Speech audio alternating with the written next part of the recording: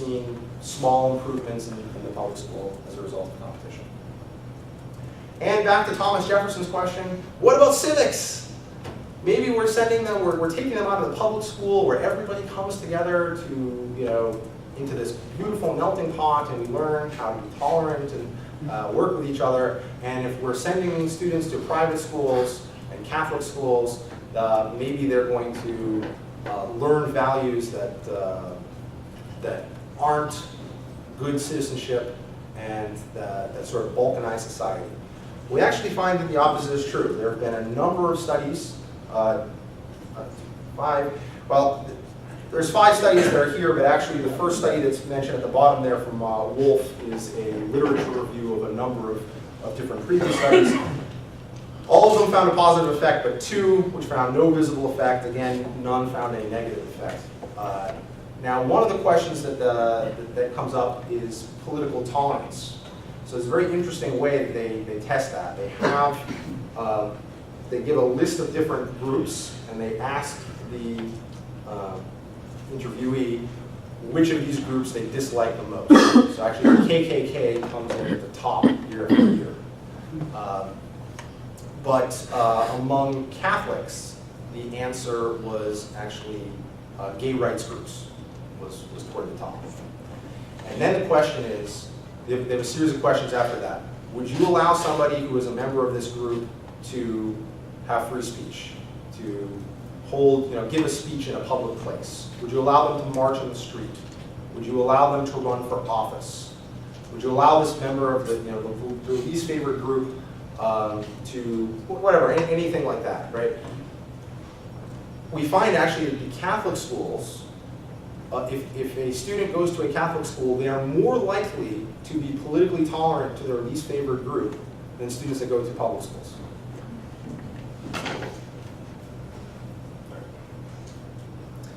All right, now I want to talk briefly, we've done sort of the micro, some of these studies of individual programs, but I want to step back and look at the macro. My boss, Andrew Colson, author of a Market Education, The Unknown History, several years ago did a meta-analysis of a number of studies around the world that looked at the differences between public schools and private schools, but also systems that were more market-like versus systems that were more government monopoly, more centralized.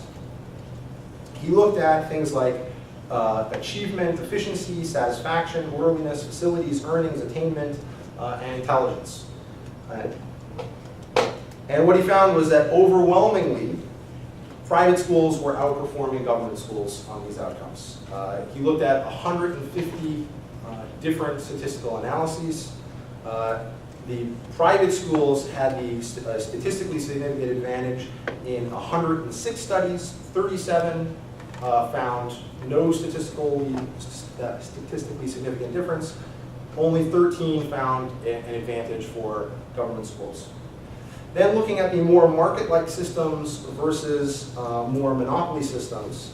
Again, market-like means a system where people can choose their school, where parents are directly paying at least a part of the fee, where there's minimal regulation, where there's vigorous competition, and where for-profit schools are allowed. That's what he considers a more market-like system. We find a market advantage in 59 of the statistical analyses. 13, there was no difference statistically, and only 4 found an advantage for the government school system. So, yes? What is the difference between this slide and the 1, 2 before it? So the one before was looking at private school versus public school, and this one is looking at a relatively market system versus a relatively government monopoly system. Now there is a scale. You get the same basic idea. Well, not necessarily, because you could have a system like the United States where there is a large public school monopoly. You've got about 90% of students going to a public school, and yet you still have private schools that are allowed. So you're comparing public schools and private schools in a system that is a more monopoly-like system. And then you may have a system like Chile, which has a vigorous voucher program. So you're comparing, it's a more market-like system, right? So they're not quite exactly the same. Could you go back to those two slides? Yeah. This one? That one.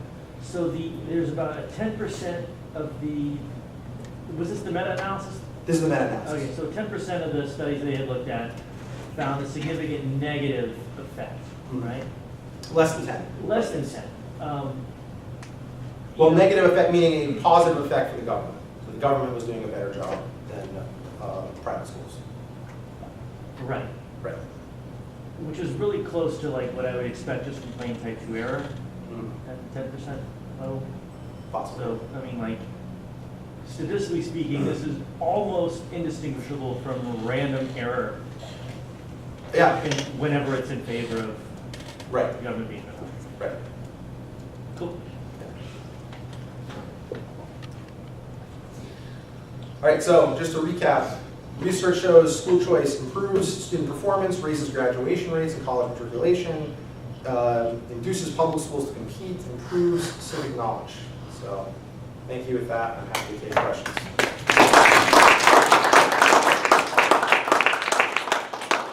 Also costs less. Throw that out there.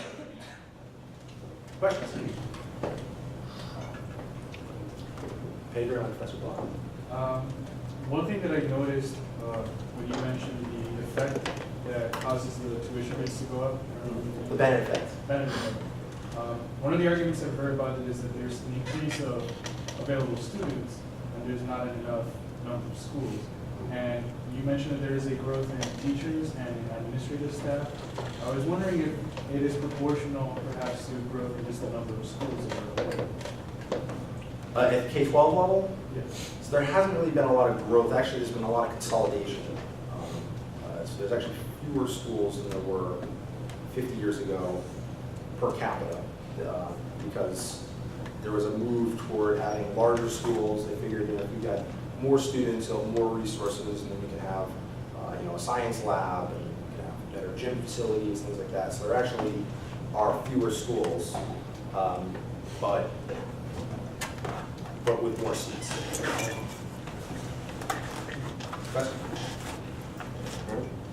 Murray Rothbard has this rule that inside the Beltway types, like Milton Friedman, even though he wasn't inside geographically, he was there spiritually, specialize in what they're horrible in and don't hardly do much on what they're good at. So for example, Milton Friedman was really good on minimum wage and unions and licensing for doctors and tariffs and just a whole long list, rent control.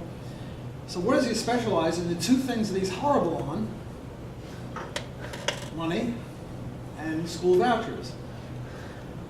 I have a suggestion for you in the future. What you really should do is consider the critiques of Milton Friedman and then criticize them, but you didn't mention the critiques of them.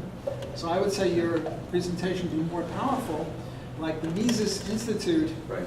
Lou Rockwell, and a whole bunch of people are just viciously opposed to vouchers. Sure. And what you might do is say, well, here are 5 of their arguments, and here's what I think of them, whether you agree or disagree. Go ahead. So let me offer 1 or 2. Go ahead. First of all this stuff about making public schooling more efficient, you're inviting us to sort of say, well, that's good, it's more efficient. But if you look upon this, as I said in the beginning, what's the purpose of public schools? To make you a better statist? Then we don't want more efficient statism or more efficient inculcation. We want less efficient inculcation. Namely, you're sort of have a basic premise that this is good stuff, and look, it's now more efficient. More kids are graduating, yak, yak, yak, whatever. But if you look upon this as a negative, the last thing we want is to make it more efficient. What we want to make it, if anything, less efficient.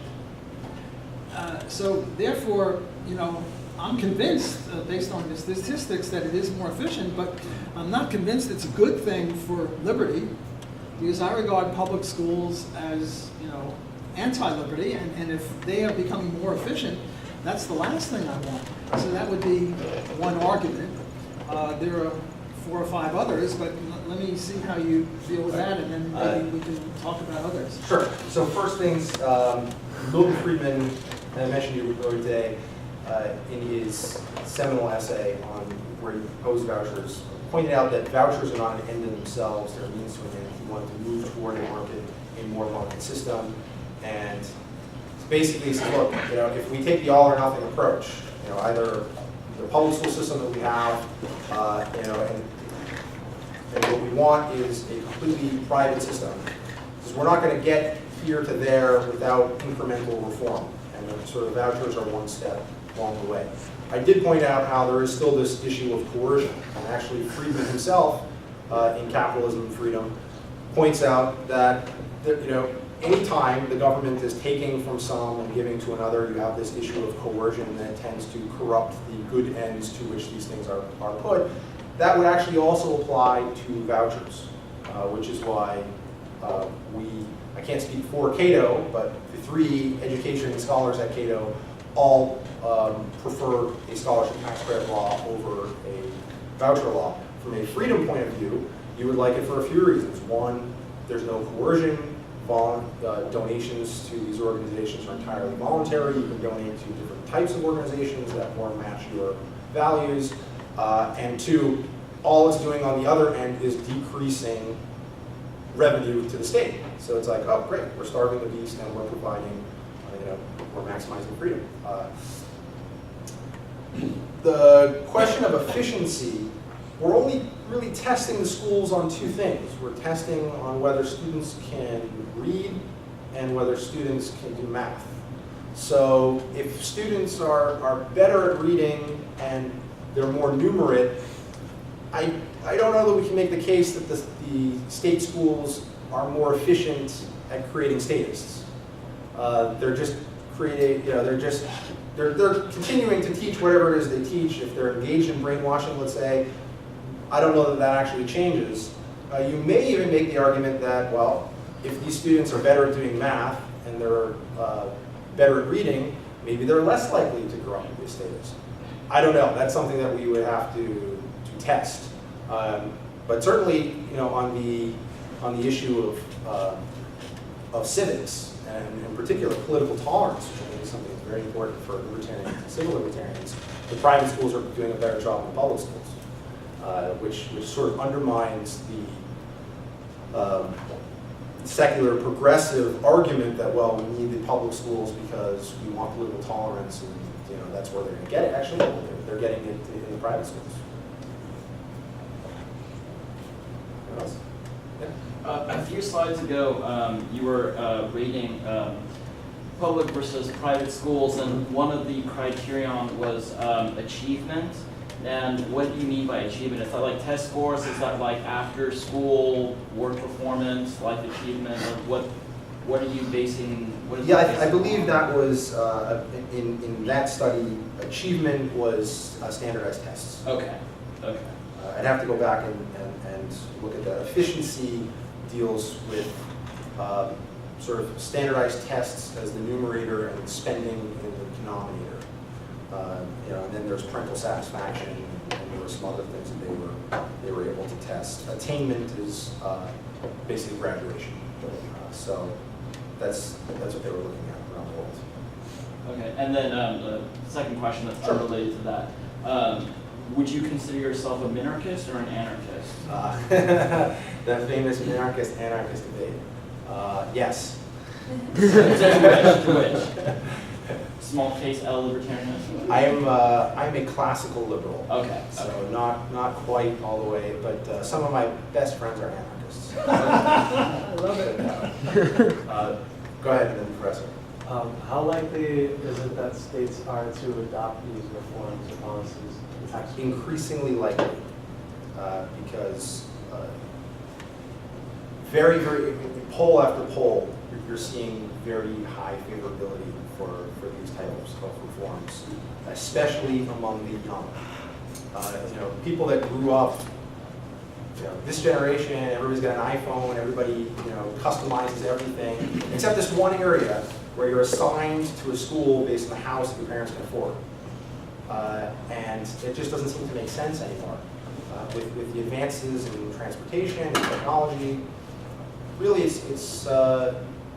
why shouldn't I go to the school that's 5 miles that way instead of the one that's 2 miles this way, if that school is better for my kids? So more and more states are adopting these policies. Often they start very small, but they're growing, and more people are participating.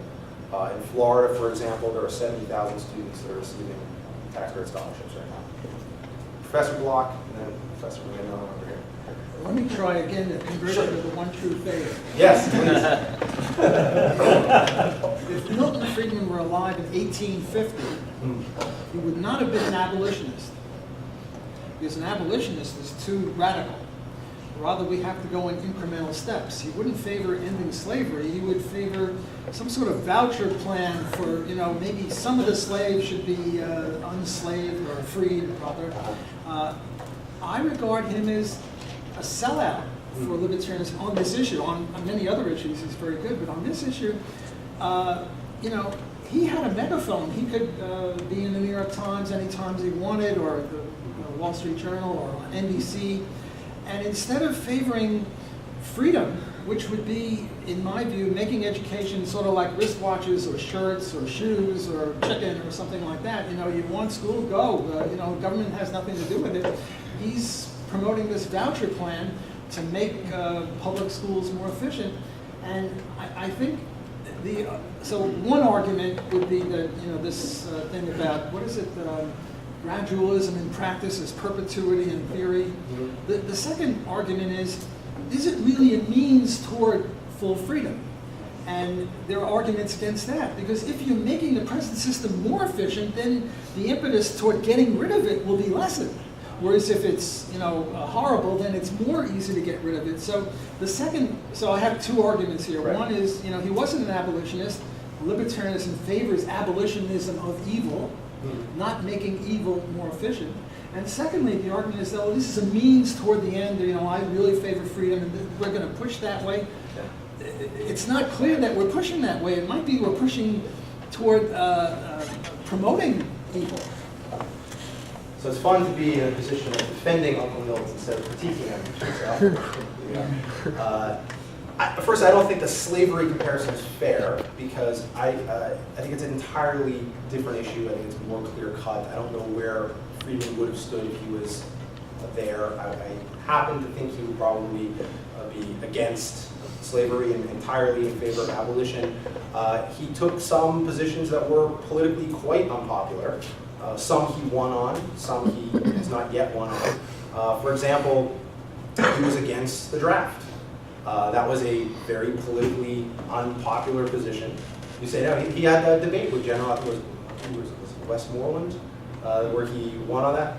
Am I getting my history now? He was horrible on the draft. I don't think he won a debate. He had a debate, I think, in front of Nixon, where he was against the draft. He said that they were what's his name? The general. I think it was Westmoreland. The general was saying, don't critique. He called them slave soldiers. He says, don't, my patriotic slave soldiers, don't critique them. He says, well, don't critique the. He was upset the general kept referring to mercenary soldiers. He said, you're a mercenary general, I'm a mercenary economist, we go to a mercenary butcher. Don't criticize the patriotism of the mercenaries if you won that debate.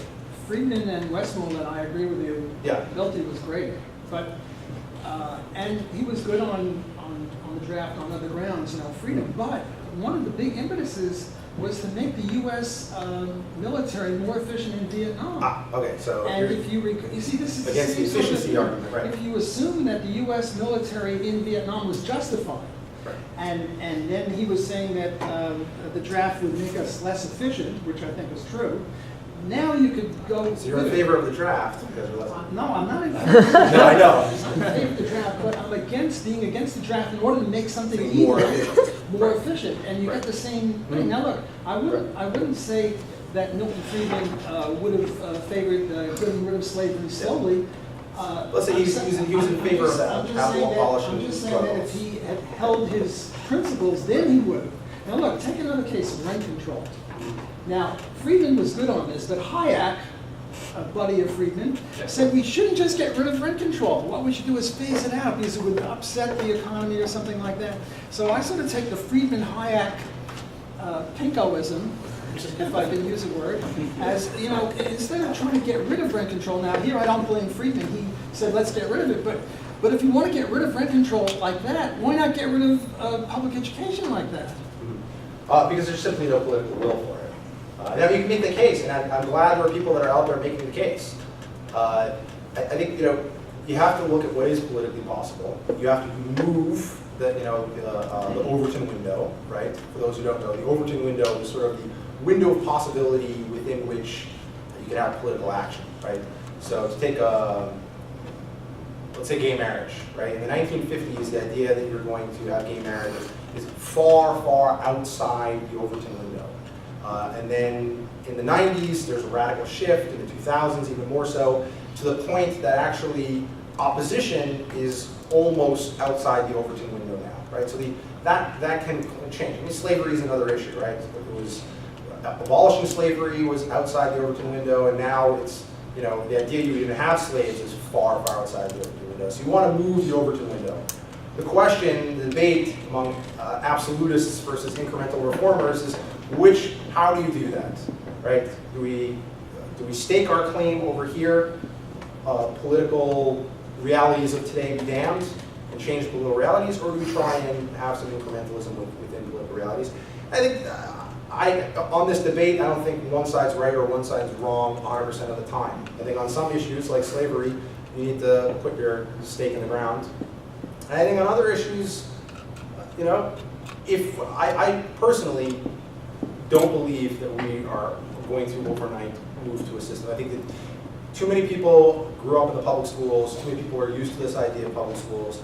I don't think that opposing vouchers, I think by opposing vouchers and opposing tax credits and other things, you end up, on those grounds I should argue, you end up just maintaining public monopoly status quo. So I do believe that these are moving us in that direction. Now, I think tax credits are superior to vouchers for a whole number of reasons.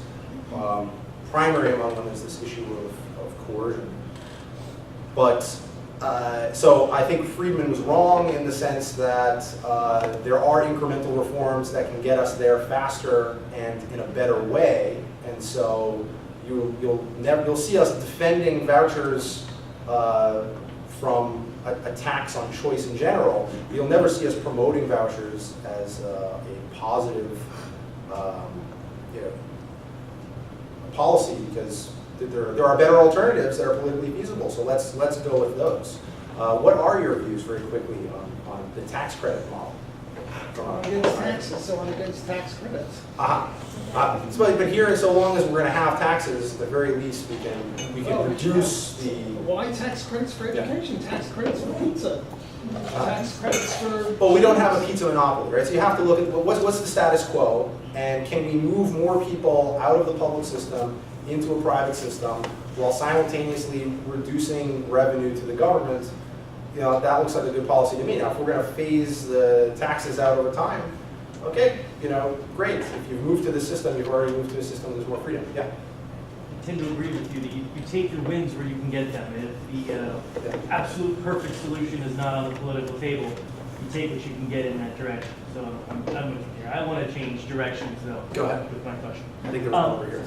So since the U.S. has gone into this direction of more parental choice, whether it's via vouchers or tax credits or whatever, has that been large enough that we can see the U.S.'s relative position in the world on education? Has that changed at all? It hasn't turned around. The number of people that are participating in school choice programs, I'm not including charters, but private school choice programs, is actually still quite good. You saw all those states that have adopted it, but I don't know of any state where there's more than like 2.5% of the population, of the student population, participating. So still quite small. And a lot of that's built in. We're going to give a certain number of vouchers, or we're going to limit the number of tax credits that are available. But there are a few states where there are what are called escalator clauses, which allow these programs in the sense of vouchers for laws and such tax credits to grow over time. So, for example, in New Hampshire, anytime they come within 90% of the cap on tax credits, the next year the cap goes up by 25%. So that means fewer dollars going into the state treasury, professor, and more students going to a school of their choice. As a follow-up, Here. I'm going to ask you about New Orleans, even though I recognize that you're not a scholar of the New Orleans school system. Yeah. But so New Orleans is a really interesting case because all of our schools are now, our public schools are chartered, which involves a whole lot more parental choice. You should have a little bit more of a feedback mechanism. Do you know whether New Orleans' test scores have been improving relative to the national trends or not? I know they have been improving on the state accountability metric, but very modestly. The last report I saw, and I can't translate this into anything meaningful, like number of months of education, anything like that. But there was within the last few years, there was a 0.6 point decline statewide on their accountability metric, and New Orleans had a 2-point increase. So modest, but in a positive direction, versus a statewide trend going in the opposite direction slightly. Some people are trumpeting that, like Bobby Jindal is trumpeting this as a huge success. Other people are sort of poo-pooing it. I look at it and I say, okay, right direction, but nothing too exciting as far as I'm concerned. There was one here. Yeah, this is kind of a implementation question. I work in New Orleans schools nonprofit consulting around discipline work, and I've been doing it for a bit now, and I've noticed a trend towards re-centralizing certain aspects of the school community because there's such a decentralization, and a lot of the schools are still struggling with things like transportation, data comparison, data sharing, and issues around keeping track of a kid. If he doesn't show up to one school, if he stops showing up to one school, is he dead? Is he just gone to another school? Has he moved to another state? And there's a lot to move over the last couple of years to centralize many of those aspects. What is your opinion on, for a given region, if there's total school choice and there's not a lot of communication between schools, what needs to be centralized, what needs to be decentralized? I can't think of anything that really needs to be centralized. I prefer things to be as decentralized as possible, even though there's going to be trade-offs, right? If schools don't know where these kids are, but fine. The important thing is the parents know where the kids are, and the school knows which kids are in that building. There's actually two broad movements in education reform in the country right now. One is toward greater centralization, particularly Common Core, right? This idea of like, well, I can't measure students that are in this state versus students in that state because they're taking two different tests. Right? There's a Texas test, there's a Louisiana test, so we're going to have this common test. All the states are going to take one test. Now I'm able to measure them. The other direction is what we need to do is rather than top down, is bottom up. We need to empower parents, let them choose the school that works best for their kid. And then there are those who actually want to mix these two. It's like, okay, we'll have one accountability metric for everybody, and then you can choose which school does it the best, right? The fear that we have is, what you're saying is, okay, every restaurant has to sell pizza, and you can choose which restaurant has the best pizza. And we think that the private schools, if you have choice, they're going to produce a much better pizza. So people may want to go toward the private school. But it's like, okay, but what about people who want hamburgers or tacos or anything else? Like your tests, de facto, now Common Core is not a curriculum. You hear this a lot, Common Core is curriculum. It's not. But de facto, it is a curriculum. Why do I say that? They're not telling you which book to use. They're not telling you, what exactly the content has to be in the classroom. But they are telling you which topics have to be taught, when they have to be taught, and depending on how the tests are structured, to some extent, how they have to be taught. Right? So if I have a math exam, and I'm saying algebra is going to be in 9th grade, you'd be crazy to teach algebra in 8th grade. California used to teach algebra in 8th grade, they no longer do that. Why? Because the algebra test is in 9th grade. Okay? And if the algebra topics, if the test is going to cover 10 different topics within algebra, well, I may teach A, B, C, D, E, F, G, right? Or I may teach CBA or whatever, but I'm going to teach those 10. Guarantee, those are 10 on the test, I'm going to teach those. And if the questions are asking things in a certain way, then I'm going to teach my students so that they are prepared to answer those particular types of questions. So through the testing, the state is actually de facto creating the curriculum. That would be fine if there was one best way of teaching, if we knew what it was, if we had any confidence that the government was able to figure that out and do that, but we actually don't know if there's a one best way. I have no confidence the government is in the best position to do it, and I don't even think it exists. So I want, rather than one type of accountability, I'm not against accountability, I just want competing systems of accountability, including private systems of accountability. Can I follow up? Yeah, and I totally agree with you on the curriculum standpoint, but for example, the One app became a really big change in the last couple of years. And in terms of allowing those with the least bureaucratic knowledge to just have one application, which things are very clear and they're applying to many schools, are you opposed to that kind of centralization? No, or the transportation system kind of centralization? You're going to, even in a private system, you're going to have, use things like One app and other programs. If 100 private schools on their own decided that they were going to adopt some certain system of accountability or whatever, that's fine. Parents can choose to send their kids to schools that use that type of accountability versus other types. So, I see no problem with them doing that. My issue is when the government decides, this looks like the best way to do things, and they impose something on an entire system, and then there's really no feedback loop to say, actually, this is not the best way to do things. And to those reformers who are pushing, we want choice and accountability. If I say, one, choice is accountability, because you're directly accountable to the parents, it's inappropriate to take a system designed to regulate a monopoly and impose that on a market. And there's a great professor of education reform at the University of Arkansas named Jay Green. And he often says, if you're a minority religion, you don't want to build a national church, because it's not your gospel they're going to be preaching. And there are a lot of these sort of pro-school choice reformers who are like, yeah, it's going to be great. We'll have Common Core, and we're going to be the ones writing what the system is. No, you're not. In the long run, you're not going to be the ones writing the system. There are large entrenched interests that have more organization, more power, and for them, concentrated costs versus diffuse benefits, to flip the old saying. And those public education establishment types are ultimately going to capture and use this for their own audience. Professor in the back, are we wrapping up?